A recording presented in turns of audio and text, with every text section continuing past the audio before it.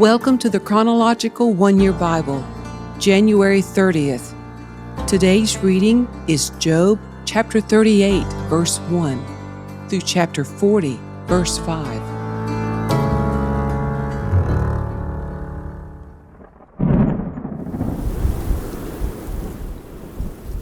Then the Lord answered Job from the whirlwind. Who is this that questions my wisdom with such ignorant words? Brace yourself like a man, because I have some questions for you, and you must answer them. Where were you when I laid the foundations of the earth? Tell me, if you know so much. Who determined its dimensions and stretched out the surveying line? What supports its foundations? And who laid its cornerstone as the morning stars sang together and all the angels shouted for joy? Who kept the sea inside its boundaries as it burst from the womb, and as I clothed it with clouds and wrapped it in thick darkness? For I locked it behind barred gates, limiting its shores. I said, "This far, and no farther will you come. Here your proud waves must stop." Have you ever commanded the morning to appear and caused the dawn to rise in the east? Have you made daylight spread to the ends of the earth to bring an end to the night's wickedness? As the light approaches, the earth takes shape like clay, pressed beneath a seal. It is robed in brilliant colors. The light disturbs the wicked and stops the arm that is raised in violence. Have you explored the springs from which the seas come? Have you explored their depths? Do you know where the gates of death are located? Have you seen the gates of utter gloom? Do you realize the extent of the earth? Tell me about it if you know. Where does light come from, and where does darkness go? Can you take each to its home? Do you know how to get there? But of course you know all this, for you were born before it was all created, and you are so very experienced. Have you visited the storehouses of the snow, or seen the storehouses of hail?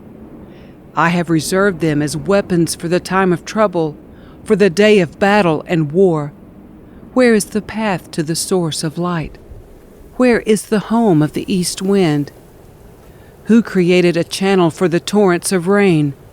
Who laid out the path for the lightning?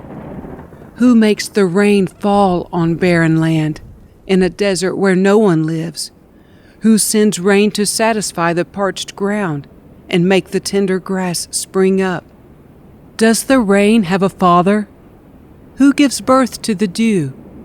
Who is the mother of the ice? Who gives birth to the frost from the heavens? For the water turns to ice as hard as rock, and the surface of the water freezes. Can you direct the movement of the stars, binding the cluster of the Pleiades, or loosening the cords of Orion? Can you direct the constellations through the seasons, or guide the bear with her cubs across the heavens? Do you know the laws of the universe? Can you use them to regulate the earth? Can you shout to the clouds and make it rain?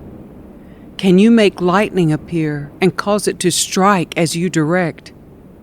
Who gives intuition to the heart and instinct to the mind? Who is wise enough to count all the clouds? Who can tilt the water jars of heaven when the parched ground is dry and the soil has hardened into clods? Can you stalk prey for a lioness and satisfy the young lion's appetites as they lie in their dens or crouch in the thicket? Who provides food for the ravens when their young cry out to God and wander about in hunger? Do you know when the wild goats give birth? Have you watched as deer are born in the wild?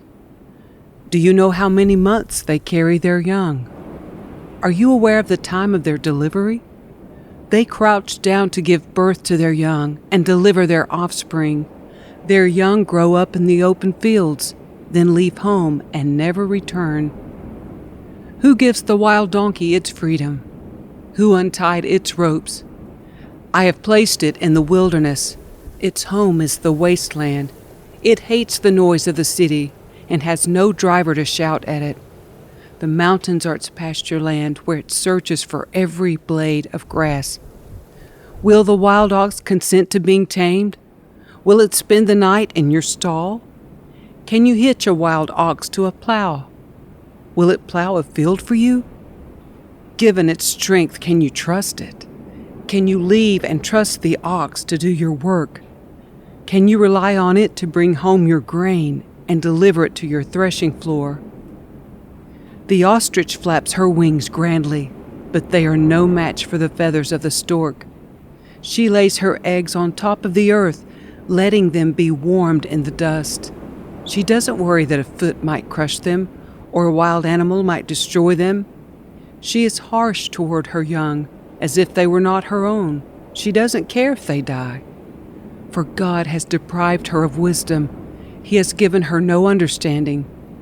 But whenever she jumps up to run, she passes the swiftest horse with its rider. Have you given the horse its strength, or clothed its neck with a flowing mane? Did you give it the ability to leap like a locust? Its majestic snorting is terrifying. It paws the earth and rejoices in its strength when it charges out to battle. It laughs at fear and is unafraid. It does not run from the sword. The arrows rattle against it, and the spear and javelin flash. It paws the ground fiercely and rushes forward into battle when the ram's horn blows. It snorts at the sound of the horn. It senses the battle in the distance. It quivers at the captain's commands and the noise of battle.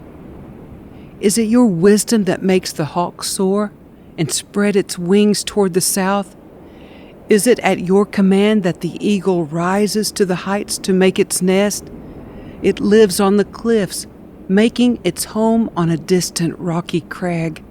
From there it hunts its prey, keeping watch with piercing eyes. Its young gulp down blood. Where there's a carcass, there you'll find it. Then the Lord said to Job, "Do you still want to argue with the Almighty? You are God's critic, but do you have the answers?" Then Job replied to the Lord, "I am nothing. How could I ever find the answers? I will cover my mouth with my hand. I have said too much already. I have nothing more to say."